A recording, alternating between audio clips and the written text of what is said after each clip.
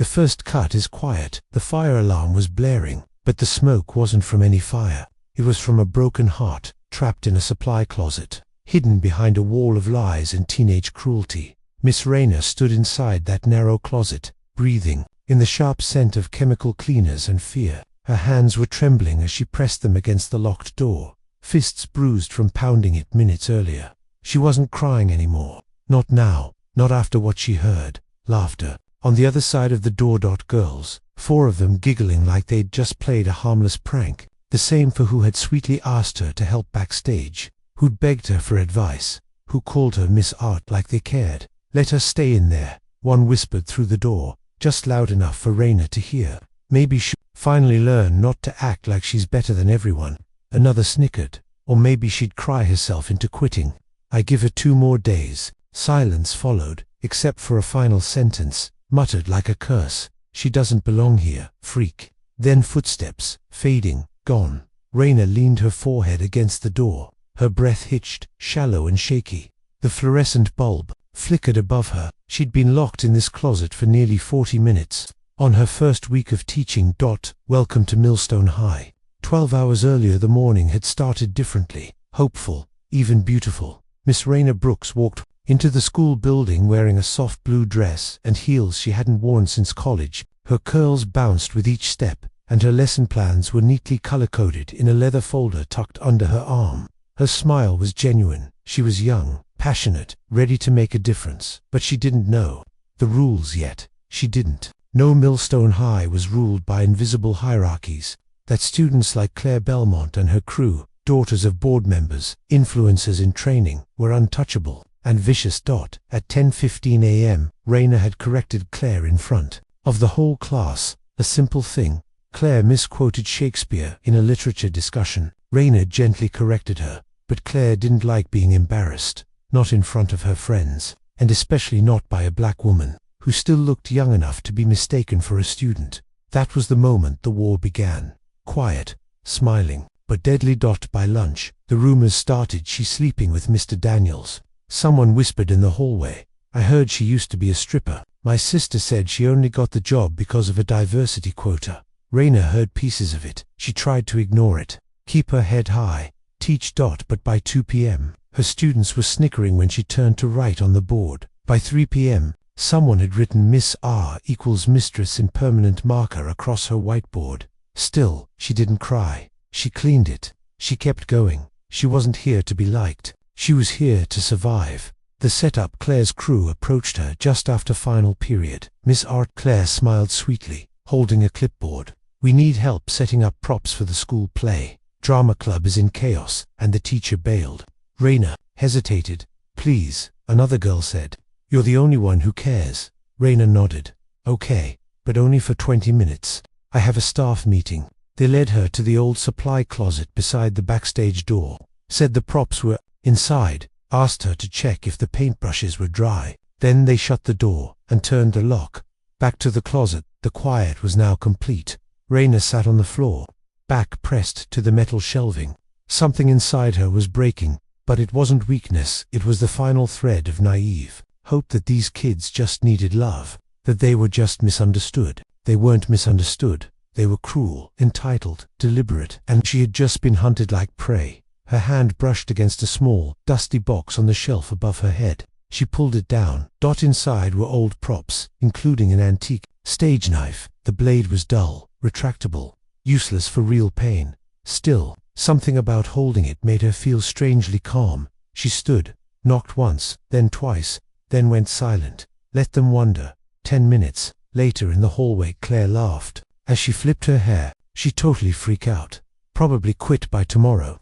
Her friends agreed, already planning TikToks for when the news broke. But when they returned to the door to record her reaction, the closet was open, and Rayner was gone. Only the prop knife remained on the floor, with a sticky note pressed against the blade. Claire picked it up and read it. Her face went pale. Next time you lock me in, make sure I don't have the key. Final scene. That night Claire's phone buzzed at 2:13 a.m. Unknown number. One photo. Her locker wide open. Everything inside scattered. On top, a copy of her personal essay from last semester, the one she stole from another student and submitted as her own. Underneath it, a red marker, and one word circled at the bottom of the page: plagiarized. The lockers are listening. Claire Belmont didn't sleep that night. She stared at her phone screen, numb and shivering. The photo kept flashing back in her mind. Her locker, broken open. Her stolen essay exposed. The red marker, plagiarized. She'd submitted that paper 2 months ago and won first place in the district writing contest. A $1,000 scholarship and a spotlight on the school website. Now, if anyone found out, her pulse spiked. She deleted the message, blocked the number. But deep inside, something twisted in her stomach. Fear. The kind that doesn't go away with a laugh or a lie. Someone knew, and they wanted her to know they knew. The next morning, Millstone High looked the same, to clean, to perfect. The school's trophy cases gleamed, the lockers were uniform and untouched, and the morning announcements boomed over the intercom like nothing had happened. Students moved through the halls, laughing, gossiping, completely unaware of the quiet storm building. But something was off. Claire's locker was fixed, like nothing had ever happened. Yet when she opened it, something new was inside. A single page, torn from a teacher's planner. Miss Raina Brooks was written at the top. Underneath were 4 names circled in black ink. Claire Belmont. Liza. Claire slammed the locker shut and spun around, but no one was there.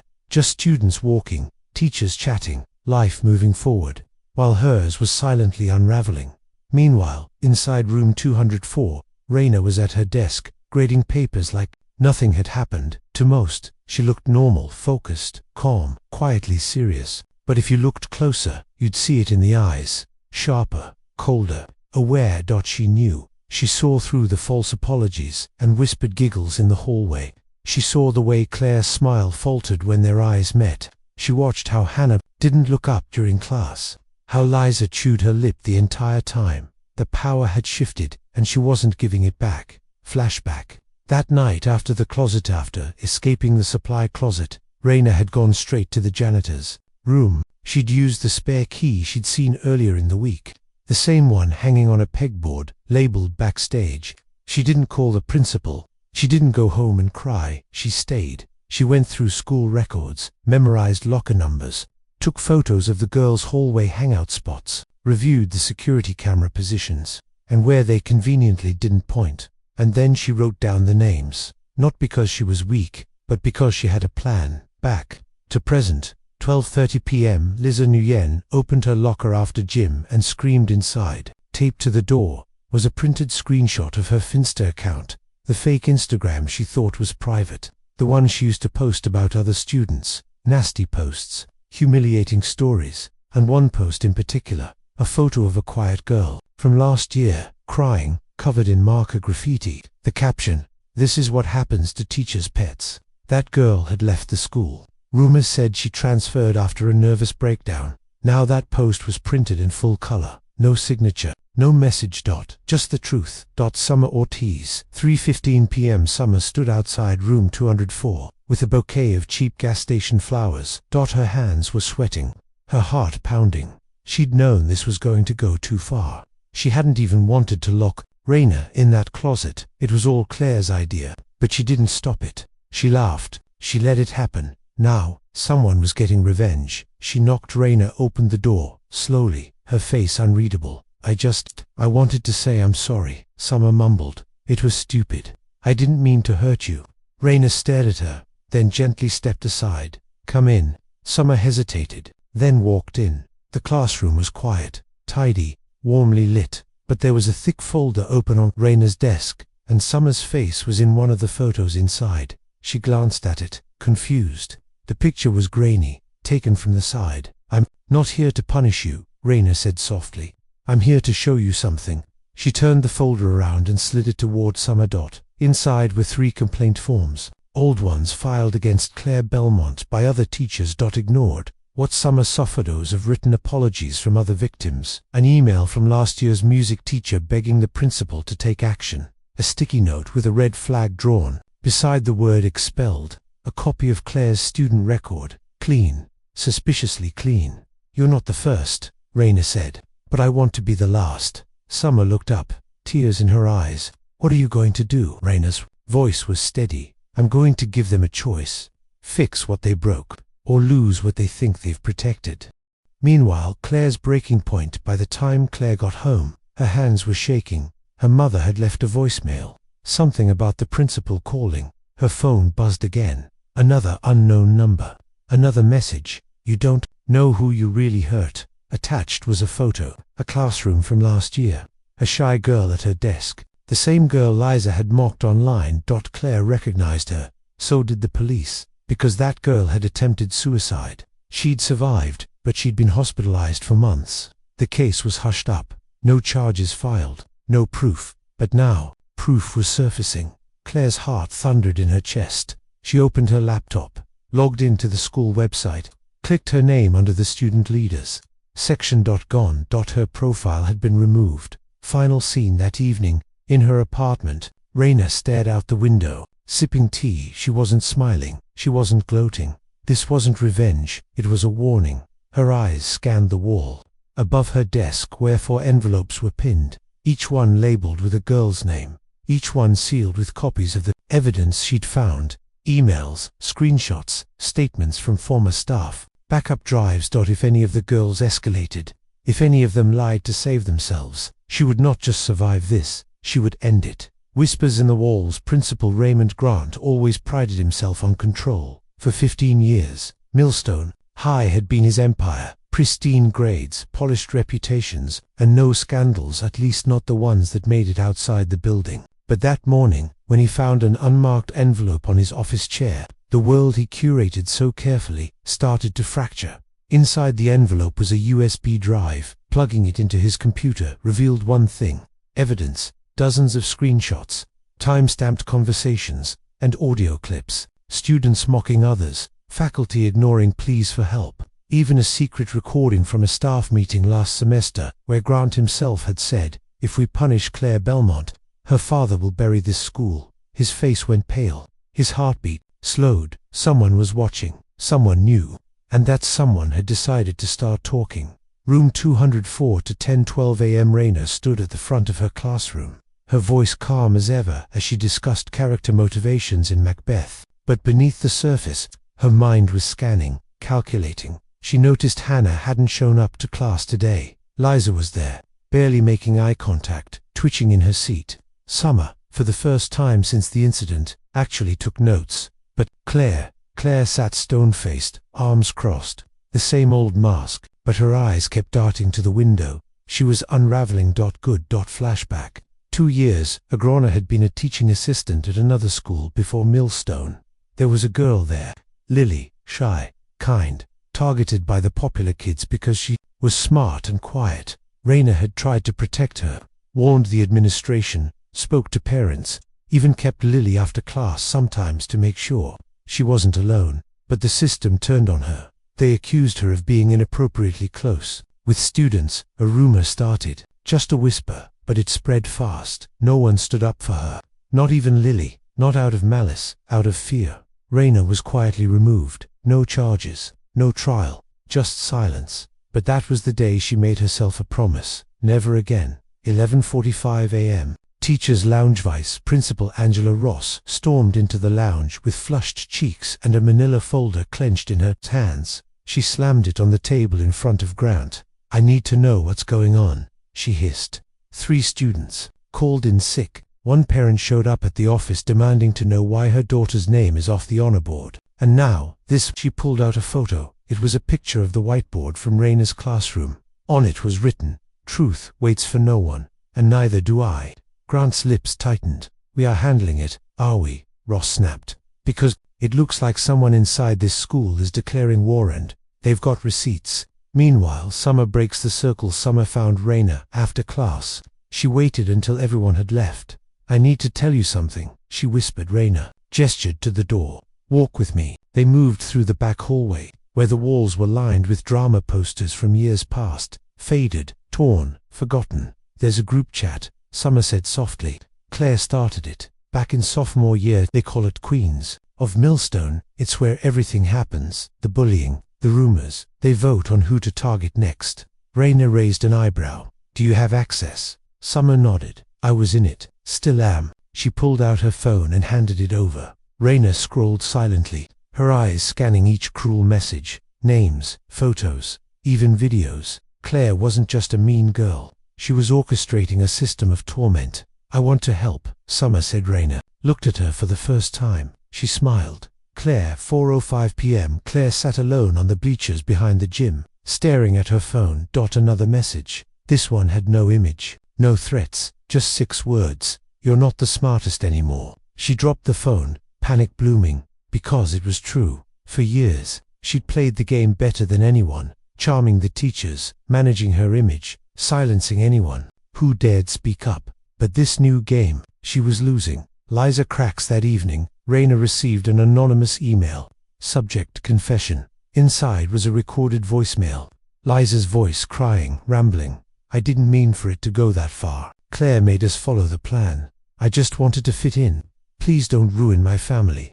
Attached was a file, an old audio recording, one from last semester. Raina hit play. Claire's voice came through clearly. "If Raina reports anything, I'll just say she touched me. No one will believe her after that."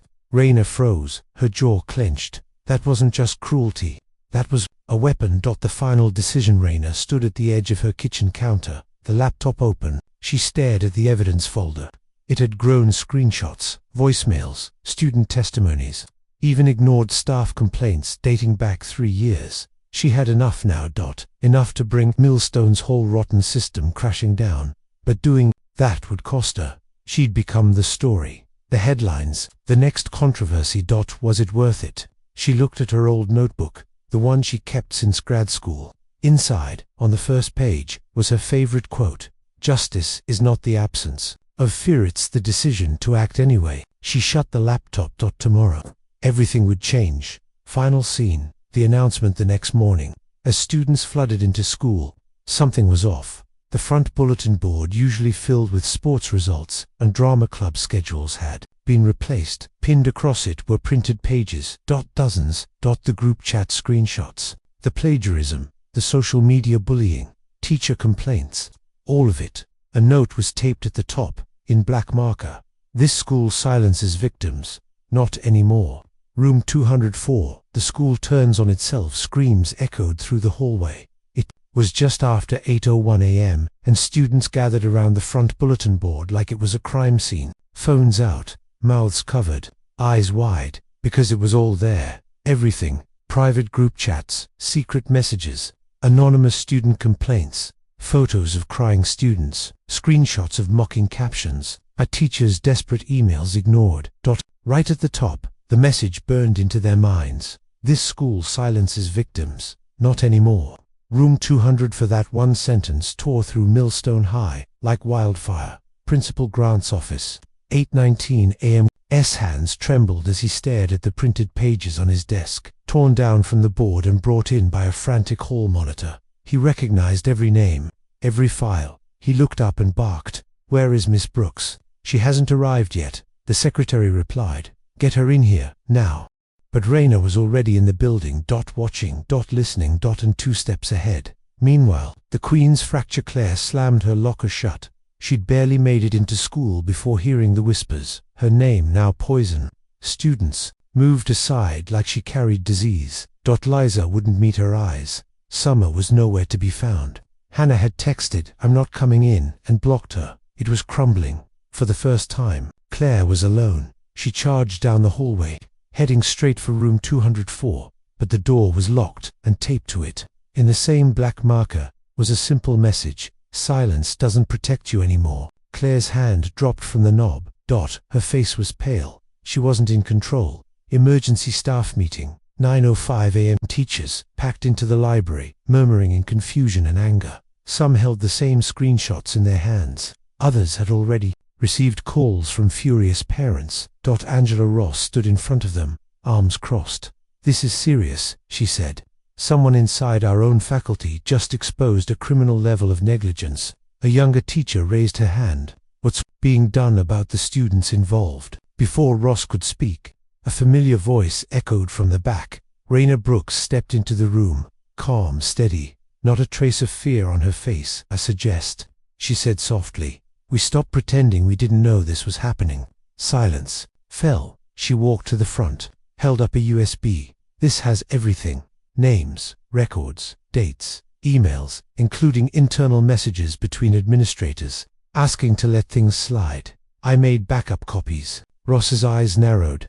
Why didn't you bring this to us privately? I did, Raina replied coldly. You ignored it. Another teacher murmured. She's right. I reported Liza last year. Nothing happened. Then another, and Claire forged 2 essays. I saw her do it. More whispers. More cracks. The wall was breaking. Outside news vans arrived by 10:17 a.m. Local media had picked up the story. Parents had started forwarding screenshots. A headline broke on Facebook. Whistleblower. Teacher exposes hidden bullying. Ring at prestigious high school. Students ran outside to watch as news. Vans pulled up and reporters stepped out. Cameras, microphones, chaos. A boy from the sophomore year whispered, Miss Brooks did this. She's a savage. Another girl replied, in awe. Like, in a good way. She actually stood up to them. She actually did something. And just like that, the tide shifted. Claire's last move. Claire sat in the counselor's office, trembling. I didn't know it would go this far, she said, voice shaking. We were just joking. People always joke around. The counselor, a woman who'd worked there for 20 years, gave her a long, hard look. Claire, you ruined lives. Claire's jaw clenched. What about my life?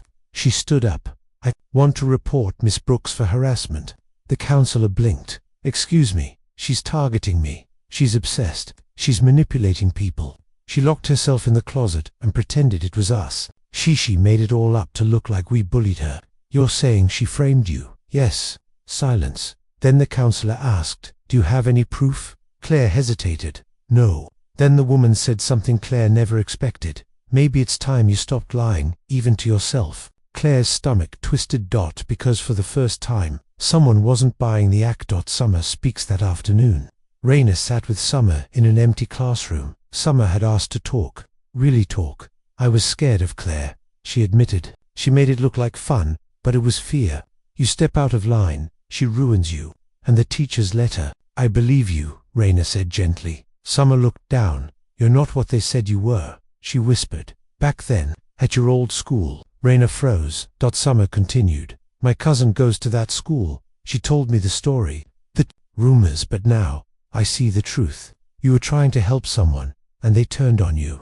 Raina said nothing for a moment, then whispered, thank you. And in that second, something shifted again. Raina wasn't just a target anymore. She was becoming something more powerful, a protector. The meeting with the board. 5:30 p.m. A special school board meeting was held in the gymnasium. Parents packed. The seats. Teachers stood along the walls. Students lingered outside the glass doors, trying to listen. Principal Grant stepped up to the microphone. He looked worn, as if he'd aged a decade in one day. We are launching a full investigation into the recent events at Millstone High, he said, his voice low. I take full responsibility for the lack of oversight and the mishandling of student concerns. We owe all our students, past and present, a sincere apology. Gasps. Whispers. Then murmured applause. Raina sat in the back, expression unreadable. One by one, parents came forward. My son dropped out because of bullying. My daughter went to therapy after what Claire's group did. And then, finally, Summer's mother came up. Tears in her eyes. She simply said, thank you, Miss Brooks, for being the first person who didn't pretend this wasn't happening. Applause erupted this time. It didn't stop. Claire, alone, she stood by her bedroom window that night, phone beside her, silent, no texts, no calls, not even from her father, who was handling things. Her private accounts had been locked, her scholarship frozen, her name was being removed from the school's academic board, and she'd been officially suspended pending further investigation. Everything was falling apart, and all because of one teacher, one woman she underestimated. Final scene. Room 200 for the next morning. Room 204 was full again. Students sat up straighter. No mocking, no giggles, just quiet attention. Raina stepped up to the board. She erased the final words from yesterday. Truth waits for no one. Then wrote something new. Courage doesn't always roar. Sometimes it's a whisper that says, I'll try again, tomorrow. The room was silent. Then slowly, almost hesitantly, Summer raised her hand. Can I read something I wrote? Raina nodded, and for the first time, in that once toxic classroom, someone spoke without fear. a shadow from the past. It had been for days since the bulletin board exposed Millstone's secrets. The school halls were quieter now. No taunts, no sneers. Just the occasional side eyes and long stunned silences when Raina Brooks walked by. Students were still processing, teachers were still tense, and the administration, shaky at best. But under that still surface, a deeper storm was brewing. Thursday, 7:40 a.m. Raina sat in her car in the school parking lot, gripping the steering wheel. She'd barely slept. After everything she'd exposed, something still gnawed at her, a feeling, a shadow behind her ribs that wouldn't leave, something unfinished. Her email inbox had exploded. Some hate, some support. Anonymous letters slid under her door. A few students asked if she was writing a book. But last night, a single envelope had been taped to her apartment door. No stamp, no name. Inside, just a photo. Lily, her old student, the one from 2 years ago, the one she tried to help. In the photo, Lily was sitting in a hospital bed, eyes vacant, hands curled into fists, and scrawled on the back, in rushed handwriting, "She still hasn't spoken. Thought you should know." Raina's breath caught. Her past hadn't stayed buried. Millstone High to 9:05 a.m. Vice Principal Ross was on the phone in her office when she spotted him, through the glass, walking confidently toward the front office. A man in a crisp charcoal suit, sharp beard, steel blue eyes. "Hold on," she told the person on the phone. "He's here." She stood up fast. "Mr. Belmont, we weren't expecting you today." Claire's father nodded slightly. "I'm not here for the board. I'm here for Miss Brooks." Ross tensed. "That's not. She destroyed my daughter's future," he cut in. "Now I'll return the favor." Raina gets a warning. Summer and Liza waited for Raina after class. Both looked shaken. "Someone's talking to reporters," Liza whispered, anonymously. "They're saying you had a vendetta, that you target troubled girls, that this isn't the first time." Raina nodded slowly. "It started." "What do we do?" Summer asked. Raina met their eyes. "You keep telling the truth, that's all." But inside, her stomach turned. Claire's father was powerful, wealthy. He had the connections to rewrite history and smear her name. Just like before. Flashback. 2 years ago, the school where Lily was enrolled had been private, expensive, conservative. Raina had noticed the signs. Lily coming in late, hiding bruises, flinching at certain voices. When Raina reported it, the board didn't thank her. They turned on her, accused her of overstepping, claimed she had emotional instability. One parent, a man with a lot of money and very loud lawyers, made sure Raina's contract wasn't renewed. The man's name, Martin Belmont, Claire's father. And now, here he was again. Back in her life. The attack goes public by Friday morning. The tide had started to shift. A new headline surfaced online. "Controversial teacher behind expose has dark past with minors." Raina saw it on her way to class. Photos from years ago. Twisted quotes. Selectively edited footage. The media was painting her as unhinged, a repeat offender, dangerous. Even some students pulled away. And the worst part, one teacher asked her not to join the staff meeting that day. "I support you," he whispered, "but if you're in the room, they'll walk out." Raina didn't flinch, but her heart cracked. They wanted her to be the villain again. Principal Grant crumbles in, a rare moment of honesty. Principal Grant knocked on Raina's classroom door that evening. She was alone, packing papers. "I didn't know about Lily," he said. Raina glanced up. "You didn't want to know." Grant exhaled. "Sat down. I let things slide for years because it was easier. Claire's father donated computers. Her grades made us look good. No one wants to poke holes in a perfect image." "You mean your image," Raina said. He didn't argue. Then he looked at her, and for once, there was something like regret in his eyes. "What do you want from all this?" Raina was quiet for a long time, then said, "I want them to be safe. The ones no one listens to. That's all." Grant nodded. And walked away. The phone called that night. Raina's phone rang. Private number. She almost didn't answer, but when she did, the voice on the other end froze her in place. "Miss Brooks," she swallowed. "Lily," a shaky breath. "I saw the news. My mom told me not to call." But Raina gripped the phone tighter. Her voice cracked. "Are you okay?" "I remember everything now," Lily whispered. "And you were the only one who tried. I'm ready to speak up." Raina, eyes filled with tears. "Then we'll do it together." The storm before the calm Monday morning arrived like a THUNDERCLAP. Two major events were scheduled back to back: a disciplinary hearing for Claire Belmont, an open press conference organized by the school board. Everyone was on edge, but Raina, she walked in with her shoulders square, hair tied neatly back, and a quiet fire behind her eyes. Lily was coming.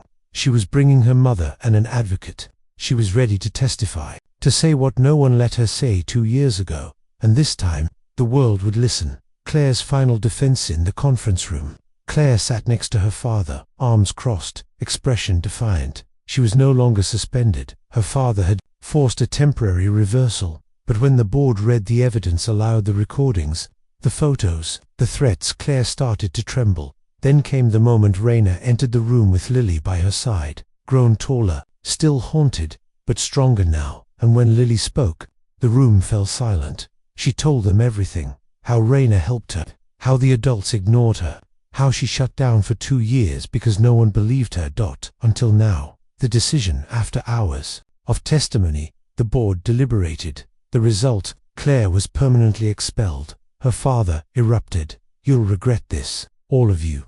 But no one flinched, and then a board member turned to Raina and said, "We failed you, twice, but not anymore." The final scene, the choice that evening. Raina sat outside the school on a bench under the fading light. She held a letter in her hand, an offer from another district. Better pay, better safety, a fresh start. But her eyes kept drifting to the old brick building behind her. The one that tried to break her, the one she refused to let win. Summer walked over. "You leaving?" "I don't know," Raina said. "Should I?" Summer sat beside her. "Maybe, but we kinda need people like you here. People who don't just survive the system but change it." Raina smiled. For the first time in years, she truly smiled. The last lesson. The sun peeked through the tall windows of Millstone High, casting a soft glow over room 204. It had been 2 weeks since the board hearing, 2 weeks since the headlines shifted from scandal to survival, and 2 weeks since Raina Brooks had made her decision. Monday morning, 7:58 a.m. students poured into the halls. But this Monday felt different. There was no tension in the air, no storm brewing behind whispers, just quiet curiosity. Would she stay? Was Miss Brooks really still here? When the door to room 204 creaked open, and Raina stepped in, coffee in hand, black dress pressed, the entire class straightened in their seats. Summer grinned. Liza exhaled, like she'd been holding her breath for days, and the new boy in the front row leaned to whisper, "That's her." Someone replied, "Yeah, the one who changed everything." A new beginning. Raina placed her notebook on the desk. She looked at the students, her students, and said, "Before we begin today, I want to say one thing."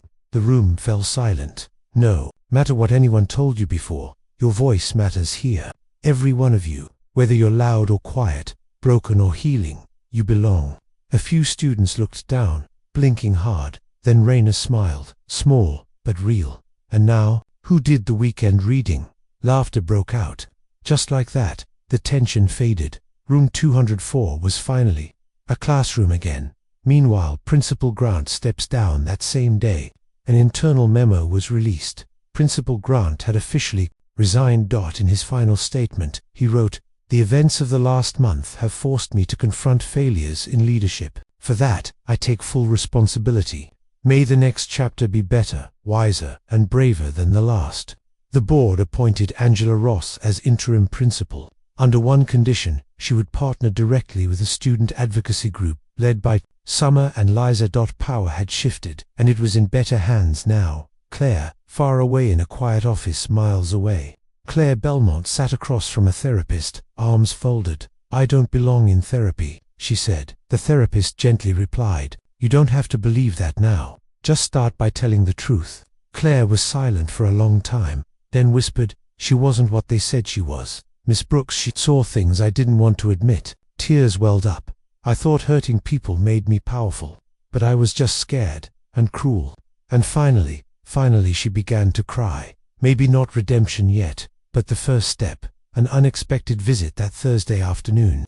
Just as Raina was about to leave school, the receptionist buzzed her. "There's someone here to see you." Raina walked to the front entrance and froze. Lily stood there, not alone, her mother beside her. But different this time. Lily was standing tall, hair braided, a tiny necklace around her throat, and in her hands a folder. She smiled shyly. "I wrote something. For you." Lily's letter that night, alone in her apartment. Raina opened the folder and began to read. The letter was handwritten, the pen slightly shaky, but each word carved with care. Dear Miss Brooks, you once said, courage isn't loud. I didn't understand then, but I do now. When everyone looked away, you saw me. When everyone told you to stop, you kept going. You gave up your job, your reputation, your peace, so people like me could have a voice. I'm speaking now, because you didn't stop. And I'm not the only one. You taught me the bravest thing I can do is keep living, so thank you for fighting when no one else would. With all my heart. Lily. Raina pressed the letter to her chest, tears falling silently. It had all been worth it. The assembly 1 week later, the school hosted a special assembly, not for punishment but for healing. Students and teachers filled the auditorium. A microphone was placed on stage. One by one, people came forward. A freshman shared how he'd been bullied for his stutter, and how Miss Brooks taught him poetry. A girl confessed she'd once joined in the bullying, just to avoid being bullied herself. Liza got up, voice trembling, and said, I thought popularity made me untouchable, but Miss Brooks showed me real power is using your voice for others. Then Summer stepped up and looked at the entire school. You didn't protect her, she said. Not at first. You judged her for being too quiet, too firm, too different. But she gave us something none of you did. She looked straight at the teachers, the board, the crowd. She gave us ourselves back. The room was dead silent. Then, one by one, people stood, a standing ovation, and Raina, standing off stage in the wings, felt something she hadn't felt in a long time. Peace. One final scene. Room 200 for it. Was the last day of term. The walls of room 204 were now decorated with quotes chosen by the students. One in the center read, We rise by lifting others. Raina walked to the WHITEBOARD, paused, then turned to her students. This will be my last day, she said. Gasps, murmurs, a few audible no-s, but she raised her hand, smiling. I've accepted a position at a district training teachers how to build safer classrooms, not just here, everywhere. Summer wiped her eyes. So you're leaving us? Raina nodded. Not leaving, expanding. Then she looked around at the class. I was never the hero of this story. You were. Every one of you who stood up, told the truth, made a change. That's the real lesson. She gathered her things, and before walking out, she left a final message on the board. Teach them to listen. The rest will follow. Epilogue. 1 year later, Ray feature ran in a national magazine. The teacher who took down a broken system. It showed a photo of Raina speaking at a conference, surrounded by young educators. Lily's story was published. Summer and Liza started a school-wide peer program. Millstone High's culture was changing, slower than anyone hoped, but forward. And Claire, she was still in therapy, still processing, but this time, she wasn't pretending. Final words. We often think of strength as volume, fists yelling, control, but sometimes, the strongest voice in the room is the one that stayed silent the longest, and when it finally speaks, it changes everything. The end.